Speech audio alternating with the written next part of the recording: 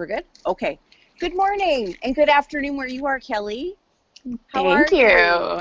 I'm doing well. How are you? I'm good, thanks. I'm good. I'm so happy you decided to come back on after our last time. We had such terrible, I was remembering, I'm like, oh, it was the audio that was so bad. Like we couldn't hear, it kept cutting out. So I'm so glad you came back on. Well, thank you for having me. The last time we were on was Caesar and I's wedding day, our wedding reception day. So right. we were leaving and going right over there, and yeah. Oh man, yes, that's right. I'd forgotten that. Holy cow! So that was been February. February of last year. Yep, it's been over a year. Wow. So I'm going to get you to introduce yourself. I'm going to share to my page. I'll share it to your page as well so your people can see it. So tell us who you are and what you do, and then we'll get started. So my name is Kellie Rodriguez, and what am I? Wow, that's a broad question. First and foremost, I'm a person in long-term recovery. I think that's what's closest to my heart. I'm a social worker by trade. But right now, I coordinate a prevention coalition, and that's a little bit more like social work blended with public health. So it's a lot of those two things. Oh, okay. I don't think I knew that actually, that's what you did. Yeah, and how is working from home? I've seen your post, but I'd like to hear it right from you. So exhausting. I mean, I feel like I have a good mix of introvert and extrovert, so I can totally slow down and be at home and be okay with that. It's everything else that's coming with it. It's homeschooling 2 kids and then working a full-time job at the same time. So, I mean, I'm okay with being in the house. I'm okay with turning everything into digital formats for work, what we do, but it's busy. I'm probably working 50, 60 hours a week on top of doing their full-time schooling. Right. So, busy and tired. I tried really hard to get rid of my under-eye circles for this, but you know what? It is what it is. It is what it is. I commend every single parent out there, you guys that have to homeschool. Oh my goodness, I can't even imagine. I've said this when Chelsea Whitley was on, I think, last week. I said to her, I don't know, I would have been the worst because that would not have been my strength. So, it's funny though, is like I said, we've talked before this, and my daughters are 2 very different kids. And I feel like my biological daughter, Maya, it's like she's almost doing better with this format. She has a learning disability, and she has ADD, and she has I don't know what they call it in Canada, but we call it 504 plans here, or like an independent education plan where she gets supports in school. Oh, okay. And so she's here now, and I get to kind of be with her and support her one-on-one. So she's actually doing great with that format. Me, on the other hand, it's just a lot. It's just a lot. Yeah, and I mean, when you have a child that's got some extra things to work with, that adds another dynamic in there. It does. It definitely does. My daughter's a lot like I was when I was her age, but the difference is we didn't know what was going on with me when so I didn't have all those extra supports. So I feel very blessed to be able to have gone through the experiences that I went through and be able to give her that support that I didn't necessarily have, and not by any fault of my parents or anything. We just didn't talk as openly about those things when I was growing up. We didn't talk about mental health. We didn't talk about, any of the things that we talk about out loud, and I don't know whether that was just lack of knowledge or stigma or both, but, that's why, I don't know, I'm glad to be able to give her those things that I didn't have.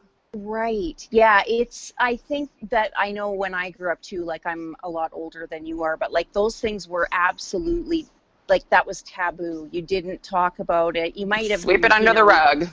Sweep it under the rug, and people that have it, or they're in your family or whatever, but you just don't talk about it. And it's it's so, we've moved ahead in that arena, but we could do so much better. I agree. Yeah. And that's the reason why I do what I do is, it's very personal to me. And, I would like to see the world move forward. We've made lots and lots of progress in the last few years, even since I've been in long-term recovery. actually the 12th will be 5 years now. So even in those 5 years, I've seen so much progress, and it makes me so hopeful. And, you know, it's amazing to see the progress we have made. So that does give me hope. So I guess we can start with start with your story. Go ahead and share with us how your story began and that journey it took you on. Oh, well, I mean, my story began a lot like how, you know, we're talking about my daughter. I was a very sensitive, very anxious kid. You know, I felt like my entire life, I felt like there was always an underlying current of anxiety, but it was like I don't know how else to describe this besides I could feel things a little deeper than other people. I could sense things a little deeper than other people, and it really impacted me, and I didn't understand why everybody else couldn't, you know. And again, like I said, my parents did the best they could. There was no real knowing what was wrong with me. Like, I remember not being able to go to school because I had a stomach ache because I couldn't do math, for instance, you know, and it presented to me when I was a kid a lot like physical ailments. So they would take me to the doctor, and I would go get my stomach checked, or, you know, she can't breathe today, maybe it's asthma, or things like that. But, you know, it was never really like, let's take a look at her mental health. And I think it really got exacerbated when I was about 19 or 20, and I was in an abusive relationship, and trauma is a part of my story. You know, I talk about that very openly, which I think it is a lot of women's stories who are in recovery as well and have mental health conditions. So there was an abusive relationship. It wasn't physically, it was very emotionally and sexually abusive. And so I experienced that at about 19 or 20. And this was right about the time I grew up in Detroit, and we were getting ready to move to Florida. My parents were moving to Florida, and I decided to go with them. And I went to a doctor. You know, I ended up seeking help for that. And I think, you know, because I was moving, the doctor said, here's some medications to help you with this. Make sure you follow up in Florida. And I followed up with the doctor, and the medications became my coping. But I didn't really have any sort of talk therapy or anything to talk about some of those things that were going on inside of me. So my method of coping began to be, you know, okay, well, I'm nervous, let me take this pill for it. Or I'm feeling really just a lot. You know, I don't even know, you can't even pinpoint your emotions. So let me take this and cope with it this way. And it went on and on. Like, you know, alcohol is also a part of my story. When the medication wouldn't work, I would pick up a drink, and, you know, that was very normalized in our society. Even after I had my daughter, there's that whole mommy drinking, you know, rosé every day, like that whole mentality that happens now. You know, I didn't, when I was pregnant with my daughter, I didn't, you know, I managed to get off of all my medications. I don't think I realized at that point that I had a problem with substances as much as I knew that I had something going on with my mental health, you know. And so about 5 years ago, it really kind of hit a boiling point, and I was married to my ex-husband at that point. And, you know, I had my daughter, I had gotten married, I had done all of these things kind of like what I thought was the right thing to do as I was going through it, you know. And I felt very much so like, after I got sober, my ex-husband, he's a wonderful, wonderful person. He's a paramedic. He's a rescuer, you know, and I don't necessarily know that either one of us knew what to do with this happy, whole person that I became. You know, I became independent, and I became, like, I worked full time. I did all the things that a responsible adult was supposed to do. And he was kind of like, well, who are you? You know, I had grown and I had morphed into this whole happy, healthy person. And again, him and I are great friends now. We co-parent together. We do, you know, we do amazing with that, but we were toxic for each other. I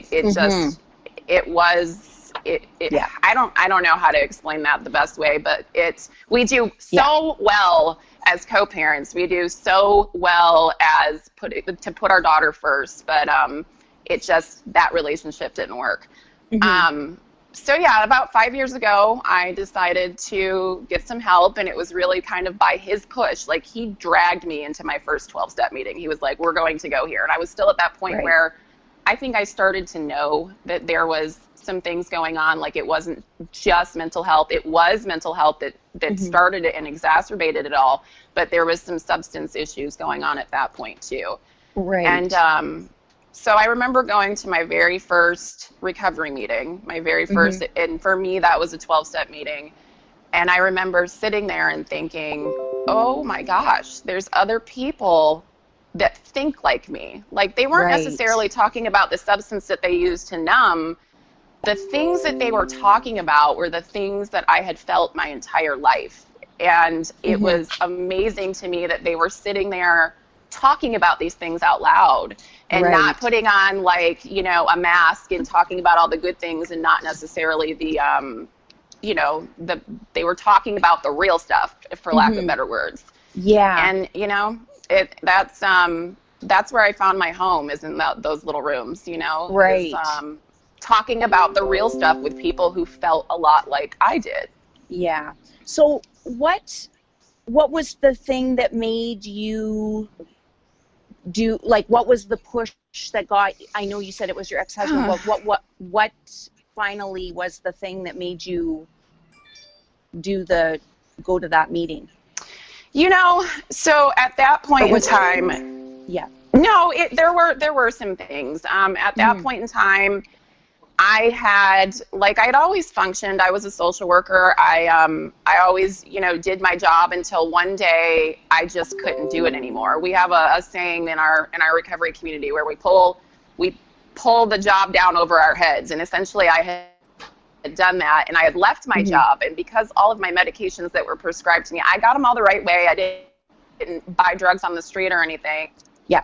I didn't have the insurance. I didn't have the money to get it. And so while I was detoxing essentially from all of these medications, I started drinking pretty heavily. And I think it took a matter of 2 weeks before I had drank myself into a hole. And it was a really, really scary place to be. And I knew at that point in time that it was time to get some help for that. And I knew that I didn't want my daughter to see me that way. She was 2 at that point in time, so she doesn't remember a lot of it, but I knew that, you know, and that was also a scary thing for me too, I will say. I was afraid to reach out and get that help because I was afraid, like, that was my biggest fear, is that my daughter would be taken away from me. That was my big, and I think that's a barrier.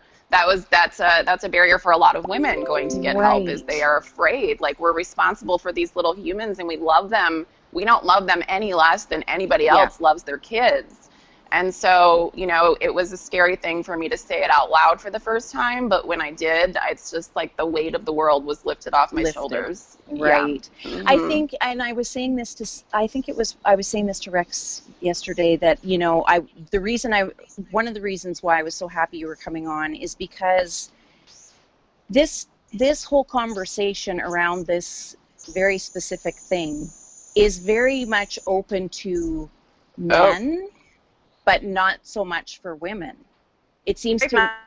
You're are we there? Frozen. Am I froze? Am I back? Uh-oh. I can hear you. Oh, now you're good. You're back. Now you're back. We're back. Okay. It wouldn't be a coffee with Kellie without some technical difficulty. I know. It's okay. It's all good.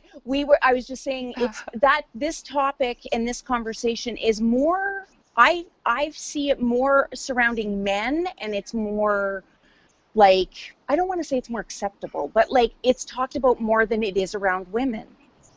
And maybe I'm off base on that, but I think women hide it more, or there's a stigma there, I think, that is, you know, and that's one of the reasons why I was so happy you were coming on, because especially during this, whatever this is we're living through, you know, I've thought about people that are going through addiction or in recovery, and or in abusive relationships, and now they're stuck at home. They're stuck. Mm-hmm. And it's scary to me that is it's scary to me. And so that's one of the reasons why I was so happy you were coming on, was to talk about this, and also to talk about your post you did about the doctor.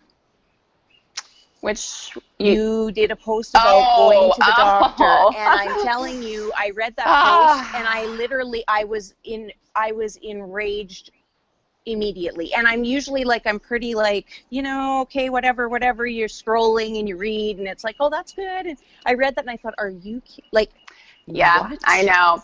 And you know what, though, here's the thing. I'm very fortunate that now in sobriety, I have an amazing doctor. I mean, I've been with her for my entire sobriety, and she sees addiction as a medical disease or disorder, just like any other medical disease or disorder. But that is still a very new mentality. That's still such a new thing for me to know that there's a medical professional that views me that way.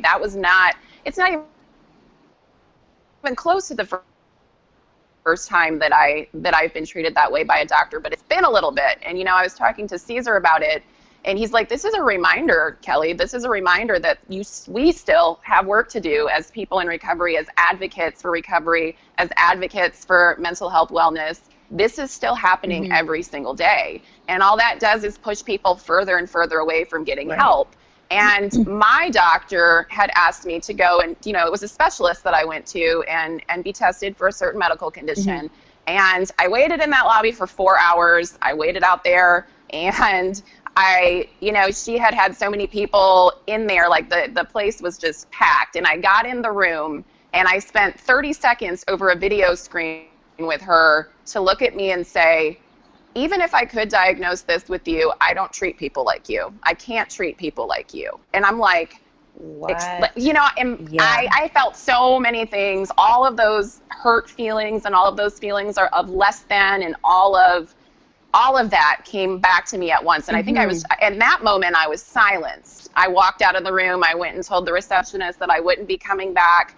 And I'm able to text my primary care doctor. She's amazing. We have an app that we text. And I went out and I immediately was like, I will never go back to this lady again.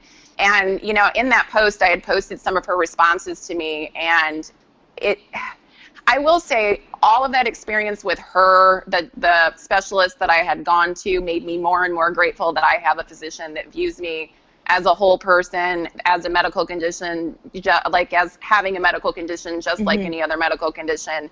She really made me grateful, and she had calmed me down. But those kind of situations are the reason why I got into the field that I'm in today. When I went to, before I had gone to a 12-step meeting, I had gone to the hospital a few times saying that I wanted help getting off of some of the medications that I was on. And I mean, I can't tell you how horribly I was treated in some of the local emergency rooms, but that's why so the coalition that I work for, we work on things like that. We work on policies within the community to change some of these things and to make life better for people in long-term recovery.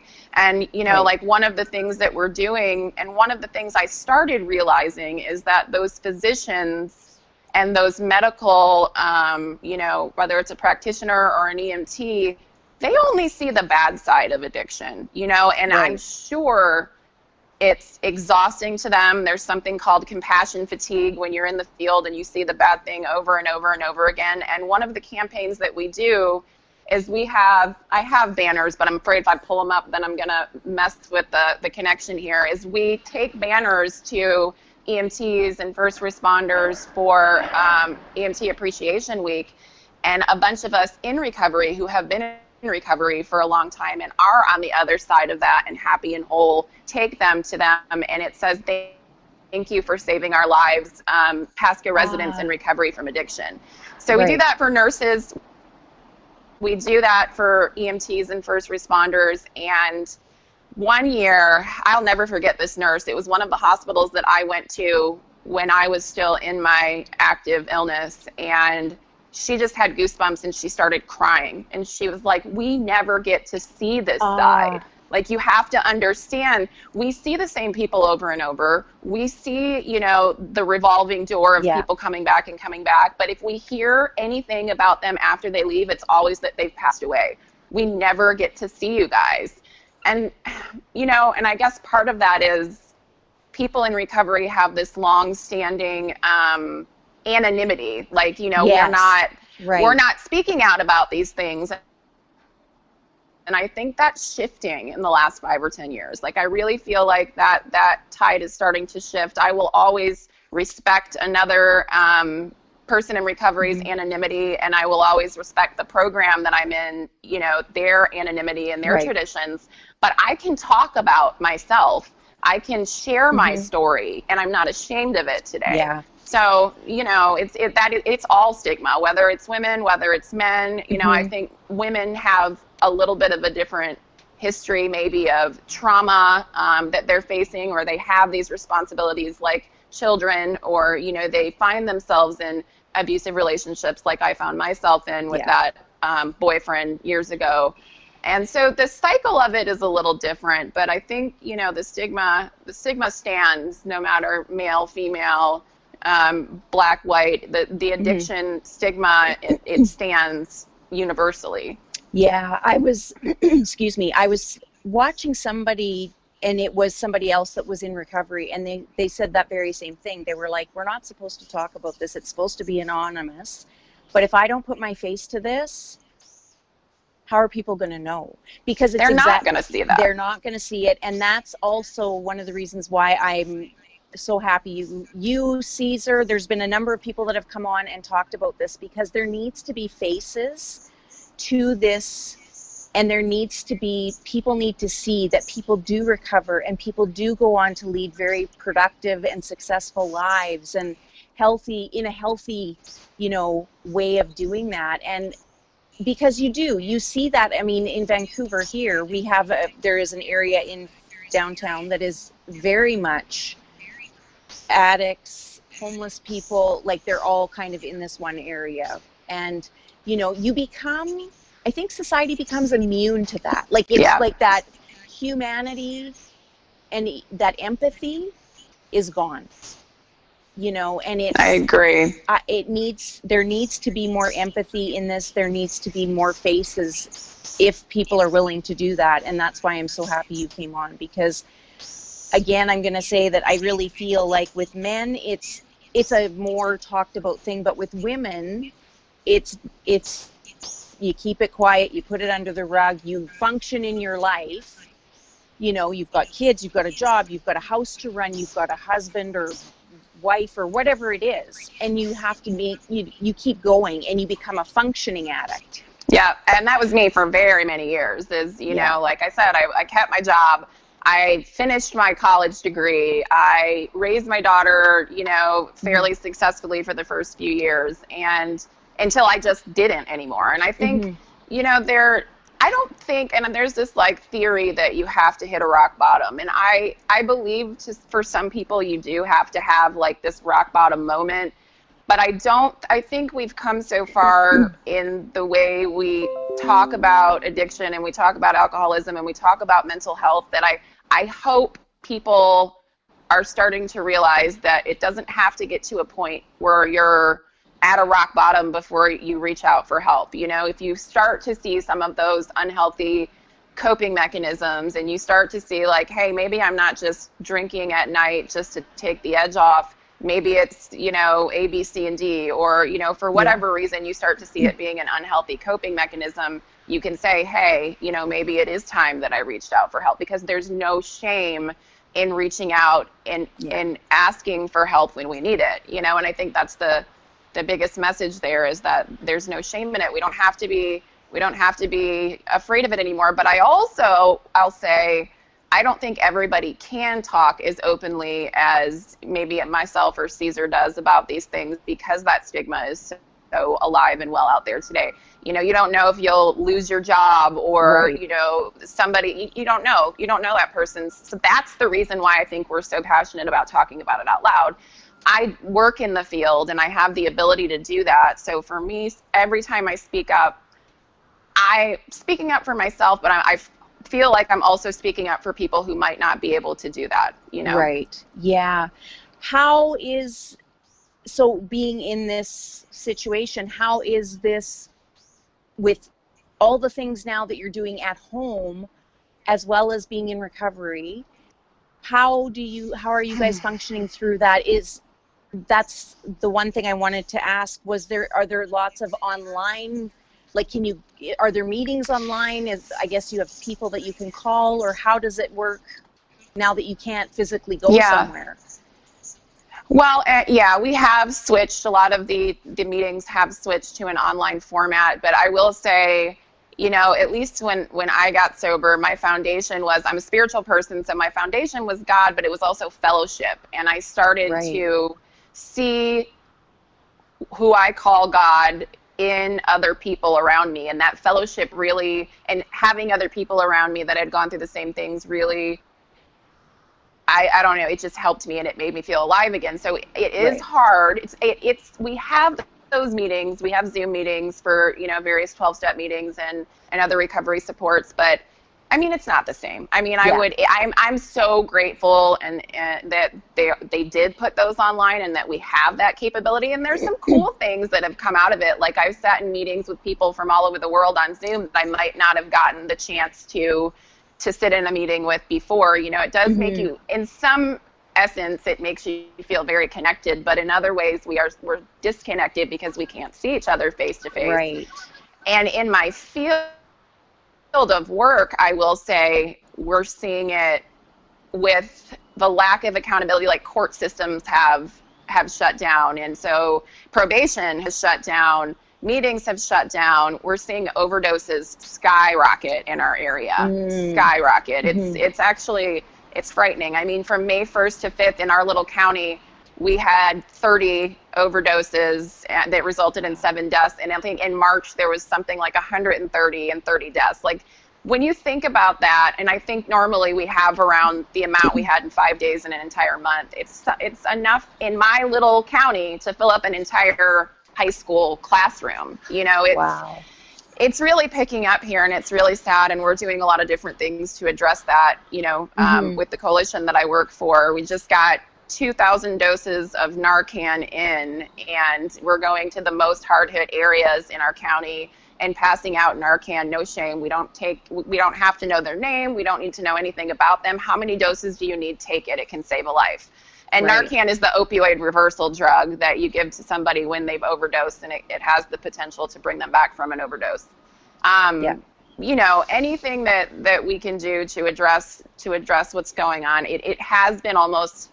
It's funny because people think that things slow down the way it's happening now, but for me, it's picked right back up. I mean, it's picked up even at a faster speed because we are seeing these overdoses and we are seeing mental health calls go up, and people are isolated and lack of accountability in the systems that they're a part of. So, it's heartbreaking. I mean, it's heartbreaking. I think addiction is kind of it goes hand in hand with isolation a lot of times. Yes. And so absolutely. Now you're supposed to be isolated, and now so that's going to just double down on that.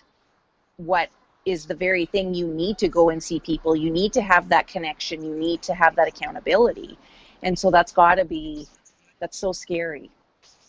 Yeah, I truly believe, and I've heard this said a lot, and I do presentations on, addiction, but I truly believe that the opposite of addiction is connection. When I start, going all the way back to the story that I told about sitting in that first recovery meeting and hearing people talk about the things that I thought about all my life, I felt connected for the first time. The opposite of that isolation and that addiction is connection. So it's been challenging. I mean, it's been challenging. We're trying to get all of our services onto some sort of social media platform and onto Zoom meetings and all of that, but it's challenging for sure. Yeah, for sure.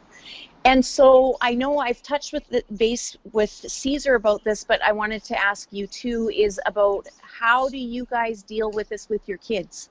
Do you guys talk about this? This is a conversation you guys have with your kids, and how do you go through that? We may have, we come to a consensus, I will say. I'm a very open person, and I talk to my daughter as openly as I possibly can, age appropriate. She knows that Mama has a brain disorder. She does know that, but she knows that mama has gotten better. Because she also has a brain disorder with, her disability. It's a different brain disorder. Yeah. And she knows that she has to take medication for that. And she knows, enough about it to kind of make those connections. And I think even it made her feel not so alone and different because, I can see she can kind of mirror herself in me and see like, oh, well, mama went through a brain disorder. And, that's just what we call it in her 7-year-old language. And she's okay. So I can be okay too. And I think just really like going, like I was saying, teaching her the things that I didn't learn, like how to deal. She's got big emotions and I had big emotions all the time.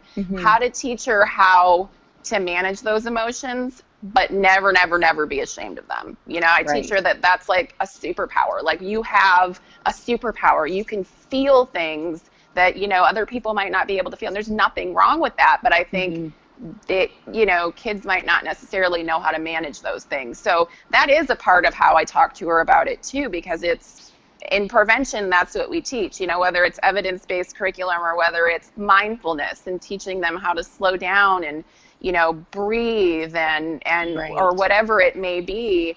The more socio-emotional skills that kids have, the less likely my kids will to be going down the path that I went through later on in life, because I didn't know how to manage any of those emotions, and that's why I numbed them. So, talking to her about those things, but also making sure those supports are there for her, so she knows what to do with those emotions and those feelings that she has.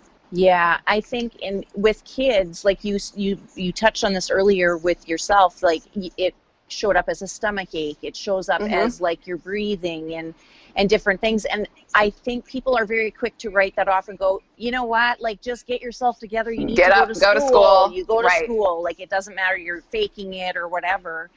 And anxiety has become, I don't like to say it's a buzzword because I don't want to take away from it, but it has become I worry that it's become a little bit too much, like people don't take that seriously, that is a real thing. It becomes the hashtag anxiety or whatever it is in the social media world. And I grew up around somebody who had that. I've witnessed it firsthand. It is not a joke. It is not just somebody's just, didn't want to do something, so they're pretending they don't feel good. It is legitimately a terrifying and horrible thing.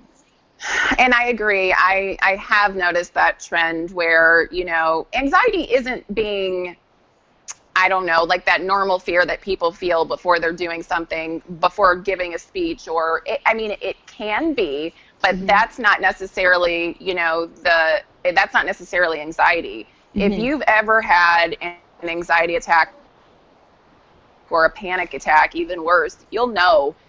For me, it almost feels like I'm having a heart attack and I can't catch my breath and I can't, my head, I can't explain. It's almost like a out of body experience. I feel so disconnected from myself. And I think it can be an overused word. I can agree with that. In some ways, I'm glad it's being talked about, but it's a very serious thing. It is a very serious thing. And I think we have to be careful how we use that language too. I remember when I was young, like probably in my early 20s, I was given muscle relaxants for something, like I can't remember what. And that was a side effect, was panic attacks. And I grew up with, like I said, around somebody who had that and dealt with that and saw that and never understood it. And one day I remember I was in the car with my friends. I was driving. And it was like somebody had scared the absolute crap out of me at the most extreme level. Yeah. And I remember just driving thinking, what is happening? Like, what is this? And I didn't say anything. I just I obviously kept driving, which I should have probably pulled over, but I didn't know what I was doing. And it passed and I thought, oh my gosh, that's what that was. And I've never taken muscle relaxants again because it scared me too much that I just whenever I've had that with a back thing or whatever, and they want to just give you, take this pill, I'm like, no, I'll suffer the pain because I'm not going through that again. So I have a very small knowledge about people that have that, and it's terrible. It is. It definitely is, and it's a very, very real thing. You know, that's all I can say is it's very real. Yeah. So how do you now, with being in recovery, how do you deal with those very things? So for me, and I'm very vocal about this too, I still have to take my medication for mental health. I still have to take an antidepressant every day because that was a very real underlying condition for me. And there's also stigma about that. I speak up about that a lot, and I'm talking about within the recovery community. There's stigma for people who still have to take medication. There's this all or nothing mentality. And my personal belief is it doesn't help anything. I mean, people recover and get sober and get clean in all different ways, and we're not superhuman. We have to take medications for ailments just like anybody else, doctor prescribed. So that's a part of it. I take care of my mental health. I do, see a doctor, see a therapist, talk about my problems out loud. That's one of the biggest things for me is vocalizing when I'm feeling a certain way and not being ashamed of that, of vocalizing that. And also there's a lot of tools I learned in recovery. I meditate. I make sure when I get up in the morning that I take about an hour and I read my daily readings and things that I need to, and I just have some quiet time to myself.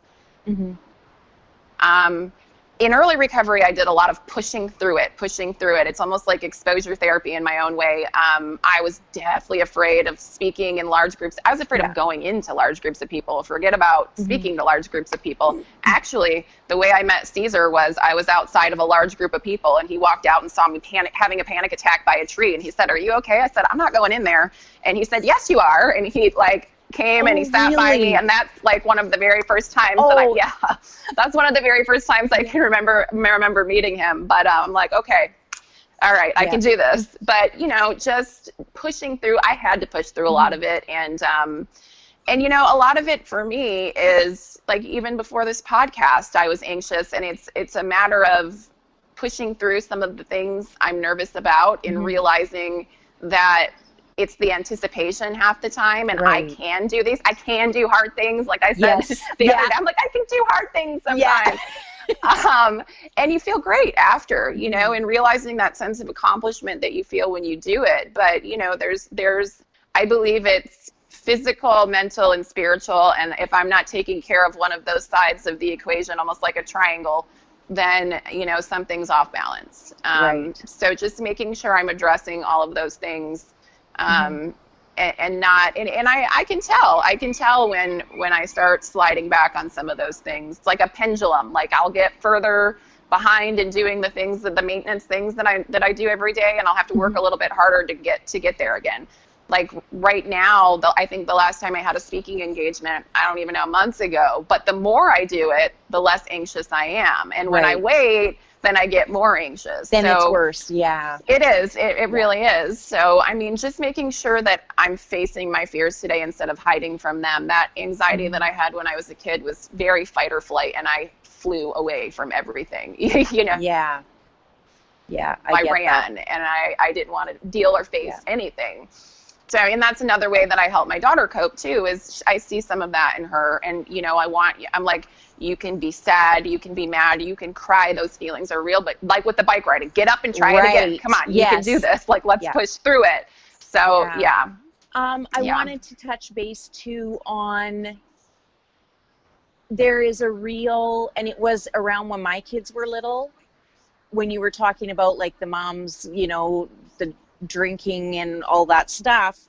I remember when my kids were little, and my group at that time were stay-at-home moms, and I was the one that I was working.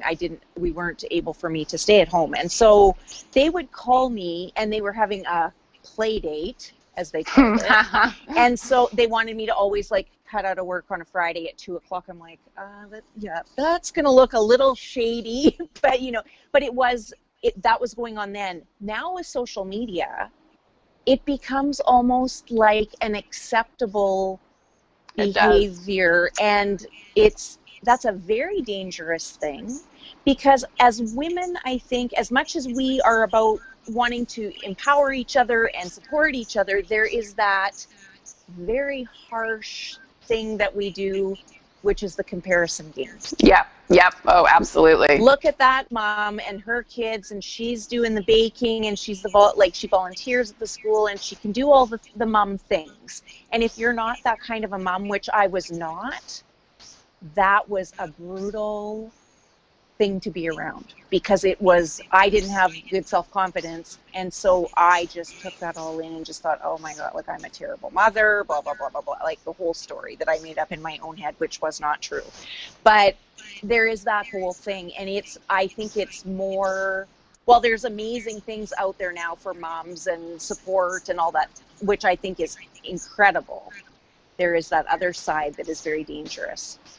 I agree. And that's, like I said, it's that also that culture of, well, life's hard, drink some wine, even within the mommy culture. I have a friend who, a lifelong friend who got a hold of me recently, and she was dealing with some of the same things as, the mommy groups were all drinking wine, and it became acceptable until she realized that she was hiding it. And, so, yeah, I mean, moms can be, that whole mentality it's a rough mentality. I'm not like saying I'm immune to it at all. I definitely feel it. There's definitely that comparison, but I think there's also now a lot of, I see a lot of mom bloggers out there blogging about their sobriety and and talking about how that they were a part of that whole drink wine to relax at the end of the night with because kids are hard kind of mentality, and now they're talking about their sobriety,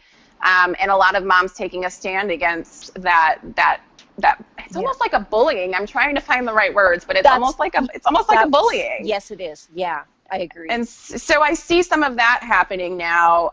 Maya was so little when I got sober, and I hadn't found my group of people here in Florida yet. So I didn't really get in, and I see it now, but I kind of always feel like the odd one out, because I'm the one who doesn't go have play dates with wine or, whatever. Right.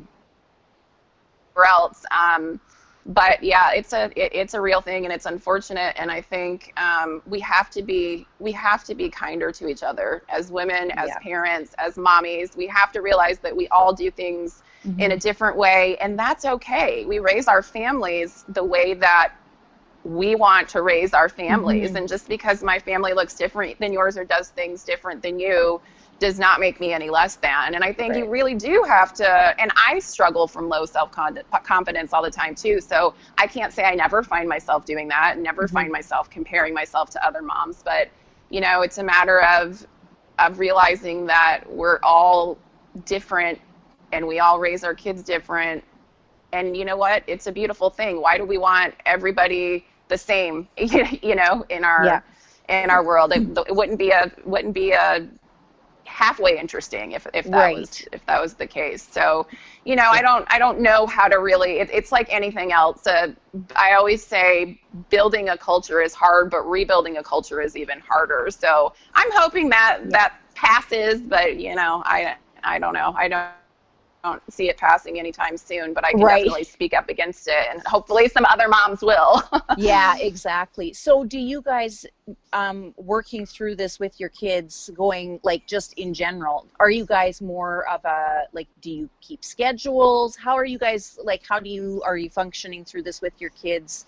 Just the homeschooling and everything, just in general. What do you guys do? Doing the best we can. We're doing the best we can on a daily basis. That's what we're doing. It's a one day at a time thing. And I mean, I do try to keep some sort of semblance of a normal schedule. I try to make them go to bed at the same time every night and wake up and get up and start working on their schoolwork. But again, it's different. It's different for Maya than it would be for Emma.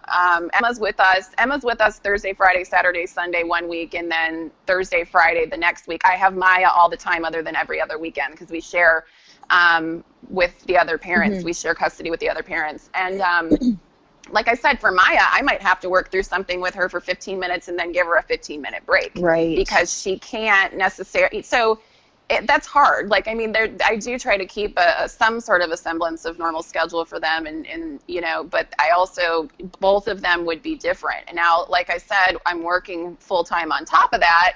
Right. So it also kind of revolves around what kind of meetings and things I have during the day. And, I might give her the break in the morning. And then when I have a break in my schedule, we'll do a little bit of schoolwork, and we're rolling with it, man. Just like anybody else, I'm pretty sure. Like, I'm not stringent, not super stringent schedule, but I think any normalcy we can keep for them during this whole thing, it's a good thing. But we also need to be easy on ourselves because this is hard, This is very hard. And it's nothing any of us have ever lived through before. So be easy on yourself too, I think. Yeah. There's going to be good, that's what I keep putting out there too. There's going to be good days. There's going to be terrible days. There's going to be whatever days. Like, it's, nobody knows what's going to happen through this and what it's going to look like after. So we got to do the best we can. Yeah, I agree. And what is working for somebody does not mean it works for everybody. There you go. That's exactly the whole point in all of this. And that's with the mommy stuff, the groups of mommies and everything else. Like, we're all very unique and very different. And in the same sense, talking about recovery, everybody recovers differently too, right. And every person is so different and each situation is so different. That who's to say that my brand or my size of recovery is going to work for that person, Right. And I see a lot of comparison in that whole world too, the same way. Yeah. And that is a hard thing, I think, for people to understand because I don't know what that is. It's like you think, okay, that person is doing whatever, so it should work for me too. And then when it doesn't work, it's like you double down on why isn't that working for me? And then it's more shame. Person and blah blah blah, right? So more shame and more guilt, and I even see, like I said, in some of the I have to be careful with my words. In some of the recovery settings, I see, well, this is the only way, and that's not true. Right. That's not true at all. Or they can't be a part of this because they take a medication or they, do whatever it is. Right. And that's not true. And that's I try to live as an example of that. Like, I will help anybody recover if they're working to make their life better and working, and there's a definition, like a SAMHSA definition, which is substance abuse and mental health. It's the larger entity that manages some of the behavioral health and recovery things. And I think it says, it's so simple. I don't have it verbatim, but it's moving forward to make your life better and living a self-directed life.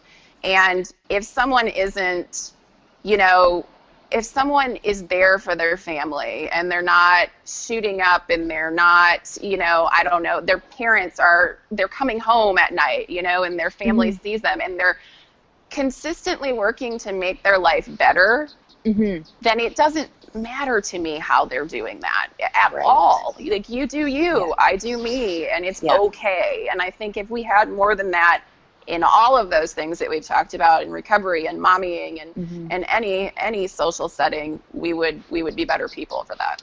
Right.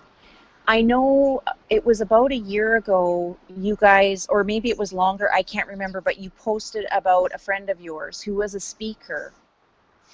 Who talked about, you have to take care of you, and he forgot to take care of himself. He did. Yeah, and unfortunately passed away. And it was when I remember reading that post and thinking, it's interesting how when people are in the public eye and they are the ones that are doing the speaking or they're doing those things, that everybody thinks they're all good now Like they're good, they've got it, and then it's almost like you forget that that's a real person and they might be struggling too.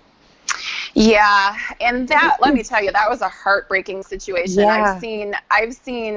I've seen too many people die from the disease of addiction in the 5 years that I've been in recovery. But that one was a tough one.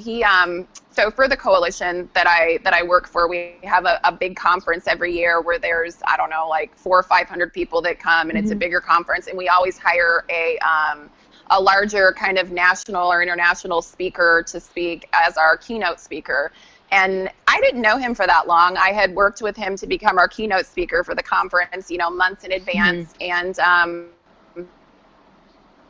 he was actually a Columbine survivor. His name was Austin Eubanks, and he had survived the shootings in Columbine. So he had this, very well-known story. He suffered through years of addiction after, trauma. And he was sober for, I think it was like 9 or 10 years, and he became this international circuit speaker, keynote speaker, and he told this story about making sure that when you're doing those things that you're sitting in as many circles as you are standing on stages. And it struck me because, again, this is what I do for a living, and it's a matter of, I'm no different, again, just like me, I'm no different than the newcomer walking in the door that's seeking recovery for the first time. It can very easily slip back to that. And he had gone from, I think he was like, that was like his 15th conference in 20 days or something on a plane all the time. And we didn't expect it. I will say that. It was like 3 days after he gave this amazing keynote presentation and had given our community so much hope that that was a rough one. I will say that. So he's no different than anybody else in recovery. Is we have to take care of those 3 tiers, those physical, mental, and spiritual, and we have to put our ego aside and remember to focus on the things that count. The ego has to be almost shredded in those instances, and we have to know what we're doing is for the right reasons and not necessarily to feed our ego. Not saying that he did any of those things, but he got caught up in it, unfortunately, and was not taking care of himself. And then that we go back to wanting to numb those extreme emotions, those extreme emotions that I'm pretty sure almost everybody in didn't know how to manage. It was heartbreaking. It just truly was. Maybe I'm wrong in saying this, but after a number of years in recovery, can it almost seem like it's like not cured, but like it gets forgotten about, kind of? I don't know how to word that right, but people will assume that it's like, oh no, they're all better, like they've been sober for 25 years or whatever, and then there can be that slip, there can be that thing that sets you back, and it, like, life's gonna throw some bad stuff at everybody. Of course, life doesn't, it's not all roses and butterflies and rainbows when you get sober. We have to, the biggest thing is we have to learn to feel all those feelings that we numbed. And those feelings, especially when you first take away those numbing substances, they're extreme. Like, I felt all of those things that I had pushed down inside to the nth degree. And I tell this funny story about when I met Caesar. Like, I knew something about Caesar. I don't know what I knew, but I knew something about him when I first met him. And I couldn't quite figure it out because I was still like a year in, and I would break out into hives. And I'm like, what is this? Like, why? What is happening? And like, I would run away from him because I'm like, I don't know why I'm breaking out in hives in front of you. I'm like, am I allergic to my emotions? Yes, I'm allergic to my emotions. I literally thought that. It was that intense. So, I mean, I went back. I got in that story and I forgot what we were talking. Oh, yeah. So going back to, does it almost feel like we're cured? It can feel that way, but I think we have to remember, for me, I have to go back to why I walked in that door the very first time. I have to, I don't know. Yeah, I don't know how else to put that. I have to remember, and I have to stay humble. We have this saying that all of the blessings that we get in recovery take us back out. Because when we start getting these physical and material and all these blessings in our lives, we buy a house, we have a car, we have a job. Now we forget to maintain those things that got us sober to begin with, that spiritual connection and that maintenance. So I think, for me, it's just making sure I'm maintaining those things. And it's not, like I said, it's not easy. I have bad days and I have good days, but I have to do the same things that I did 5 years ago, to make sure I'm maintaining my own physical, mental, and spiritual health.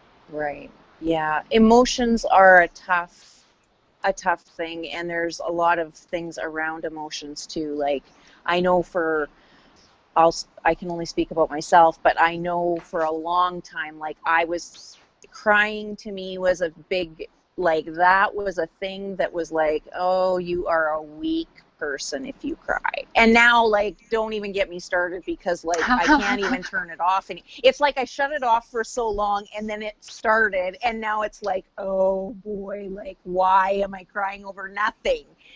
But there's those attachments to certain emotions that are just they're hard. Yeah. It's hard, and it's to feel those things. It's funny because that is my go-to emotion. When I'm pissed off, when I'm angry, when I'm sad, I cry, and then I get so mad at myself for crying. But it's like, to me, I've more come to view it as, it's like a cleansing thing for me. After that whole post about that doctor, I cried and cried and cried and cried, and that's also something that I do to maintain my anxiety and things now, is I make sure I let that out instead of trying to hold it back and be too tough to cry or too tough to show those emotions. But yeah, that's funny because I cry. You can ask, Caesar's probably watching, my mom's probably watching, and I've done that for my entire life. And I think a lot of people are uncomfortable with that kind of a person, that kind of extra emotional cry person. But for me, that's just how I cope with things. And it might not be that I'm sad. It might be I'm crying because I'm happy. I'm like, I don't know. I'm a big wimp. I cry about everything. Exactly. I 100% get it. And it's always the one that does make me mad is when I am mad and I start crying, and it's like, I know. Well, and I did that at the doctor's office. I left and I called Caesar, and he was like, tell me you said something to them. Tell me you told them how you were feeling. And I said, I left and I cried. But I will say though, after I emote, I have to give myself some time. Like, I have my process where I get mad, I cry, I sleep on it, I go back, and I said, don't make that think that it's not going to set a fire under my butt, and I'm not going to go back into my advocacy work 150 more times pissed off and channel that energy into something that is going to make a difference, because that's what I do. That's the difference between what I do with my emotions today, than what I did, 10, 15 years ago with my emotions. A shame that came with my emotions was just intense, and now I use them as what they are and channel them the best way I know how into things that can help other people going through the same things that I have. Right. And so we will talk about Caesar a little bit, because you guys, I mean, what a unique story, honestly, like how you met. And I didn't know about the hives part, but yes, it's so embarrassing. You guys, so how long have you guys been together? So I think officially 2016, 17, 18, 19, so like 5 years, is that 4 years? 4 years. 4 years now, and we've been married since last February, so a little over a year. Yeah. But Caesar and I know for a fact for me that he was the very first time I felt love in the way that, not that you're supposed to, I don't like that word, but like in the way that I knew that it was real, because so many of my relationships, I wasn't a whole person, and I truly believe it takes two whole people coming in to make a partnership, and not a half a person and a half a person that come in and make a partnership to make a whole. That's not, and I used to teach the kids that I would teach in my prevention classes that too. It's, you have to heal and be whole. And we met talking about like when you go on a date, you want to impress somebody, you dress up and you sit and, you tell them all the good things about your life. Caesar and I met talking about the crap and like the worst parts of our life, and then something magical happened to where, and it does in recovery rooms when you have that, it almost makes the connection so much more deep and intense, because you hear these things that they went through, and then you see them grow, and then you grow together, and you celebrate all of these victories that you have, and it makes them so much more powerful. And like that was Caesar and I, that was our process of growth. Like it was all the bad things first, like no secrets, there's no, like I know all the ghosts, and he knows all the ghosts about me, and then celebrating the victories together and growing, and you know, that was, I wouldn't want to do it with anybody else. Yeah, no, I think, you know what, that's an interesting thing, because that is exactly what it is. Everybody hides the baggage is not welcome, but you guys had to unpack that right from the get-go. So I think that's, you know what, maybe that's the way it should be.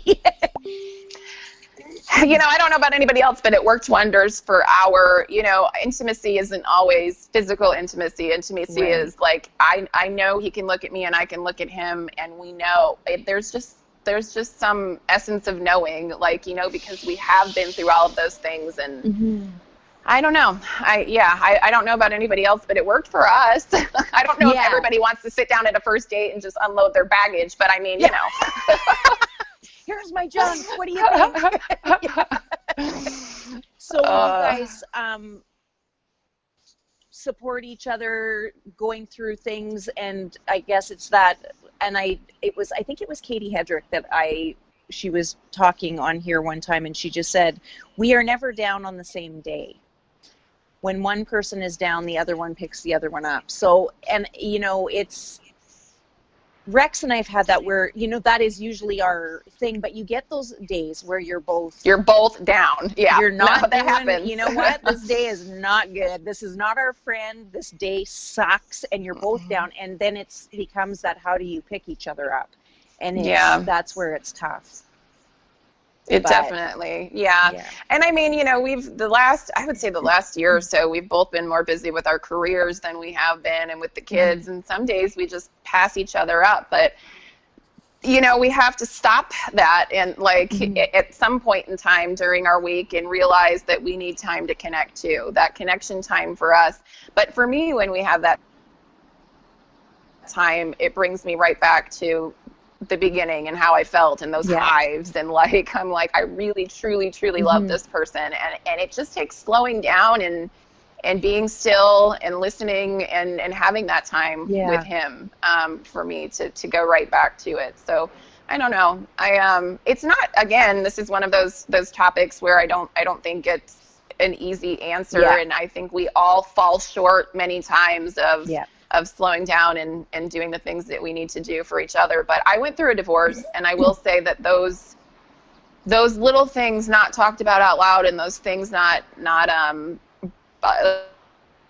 like, you know, not taking that time, it happens fast. A lot of those little things add up. So I try to be very careful today that we talk about our problems out loud, and stop before it builds up to this giant balloon and one little thing pops it and all the emotions come out at once. Like, let's stop that from this, and like start when it's here, and talk about our stuff. The sweeping it under the carpet becomes a mountain real quick, and it can get so ugly, and I have been in that kind of relationship too, and it was terrible. And you know, having those hard conversations, or those uncomfortable conversations, are far more, I would welcome those a million times over the sweeping it under the rug, because it's a bad result when you sweep it under the rug. Like, there's so many analogies for that. I have a friend who calls it a shoelace moment, and she's like, you know, Caesar said last night, it's like, you can do many hard things, but it's the little things. Or like, so I'm going through every day, and things are adding up and adding up and adding up, and then I trip over my shoelaces, and that's the end of it, and we blow up, you know, kind of things. We call them shoelace moments, or we got to stop ourselves before and deal with some of the bigger things as they happen, before we trip over our shoelaces and all hell breaks loose. Exactly. That's exactly right. So we've been on here for about an hour. Oh, that happened fast. See, that's what I said. It's going to go by quick. It'll be easy, but I don't want to take up any more of your time, but I just wanted to say thank you so much for coming on.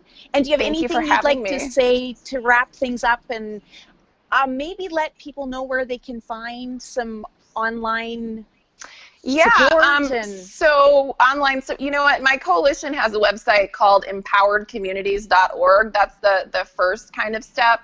And our contact information is there. Resources are so different in all different areas. So if they contact us, we can kind of tailor that to their specific needs if they need help. And yeah, I mean, I would say first and foremost, empoweredcommunities.org, or I mean, if people want to reach out to me on Facebook, I can help in that way too. The local 12-step central offices are all over the place in every state and every country. You know, those are great resources to reach out to. And it starts with reaching out to one person and talking to them about what and not being afraid to reach out for help. So I can help in any way, you know, and get a hold of me somehow, and I'm more than welcome to point you in the right direction for your area. It's the person that's watching this who would never speak up. That's the person why I do this, because somebody out there needs this conversation. And I know in past lives that we've done where it is around this topic, we've had a number of people, the person who came on was blown away by the amount of messages. Oh, that's amazing. You know, and it was people that are sitting in the background and they're listening and they're watching. And that's why I always say it's so important that there are faces and they can see who somebody is. It's not an actor, it's not an athlete, it's not a famous person. It's a regular everyday person that looks like you and me, and it's relatable. And so that's why. And it's okay, you know, it's okay. None of us are perfect, and we all go through these things, and there is light on the other side. You know, we can and do recover. And, you know, the more we speak up about it, hopefully we smash stigma a little each time. We're gonna punch that right in the throat. We'll get those emotions out. Thank you so much, Kellie. I thank you so much. You're welcome to come back anytime, talk more about this or anything you want to talk about, but I appreciate you coming on and sharing your story with us. Sounds good. Thank you for having me. And thanks to everybody who's watching. I didn't read the comments. Like I said, I set up my computer and then I never look at it. So we'll go back after and have a look if there's any questions or whatever. But thanks everybody for watching, and we will catch you all next Saturday. Have a good day. Bye, guys. Bye.